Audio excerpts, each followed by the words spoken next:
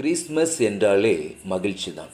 ஆனால் அது எத்தனை குடும்பத்தில் அந்த மகிழ்ச்சி இருக்கிறது என்று நாம் பார்க்கும்போது அங்கே நமக்கு ஒரு கேள்வி எழும்புகிறது.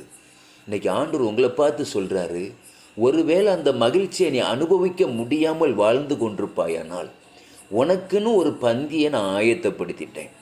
அந்த பந்தி உனக்கான பந்தி, உன் குடும்பத்திற்கான பந்தி. அந்த பந்தியில் நீ இருந்தால் தான் அழகாக இருக்கும். இளையகுமாரன் துன்மார்க்கமாய் வாழ்ந்து தன் ஜீவனை அவன் கெடுத்து கொண்டிருந்த போது ஆண்டவர் அவனுக்குன்னு ஒரு பந்தி ஆயத்தப்படுத்தி கொளுத்த கன்று, மோதிரம், வஸ்திரம், பாதரட்சன்னு சொல்லி எல்லாமே ஆயத்தப்படுத்தி ரெடியாக வச்சுருந்தார். அப்போ இளையகுமாரன் அந்த பந்திக்கு வந்தால் தான் அந்த பந்திக்கும் அழகு, அந்த வீட்டுக்கும் அழகு. ஆண்டவர் அவனை கொண்டு வந்து ஆசீர்வதிக்கவில்லையா? உங்களையும் ஆசீர்வதிப்பார்.